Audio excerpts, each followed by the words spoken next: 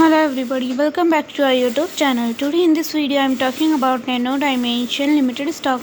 In this video we talk about stock pros and cons and technical analysis and latest news about it.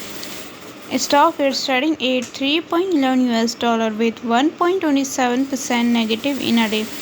We can easily see stock was volatile for a day. The volume of stock was recently not all-time high. So the fundamental stock is not better for today. Before buying and selling the stock, please consult your financial advisor. Today's video is done. Thanks for watching. Please subscribe my YouTube channel and like the video and also comment all related queries.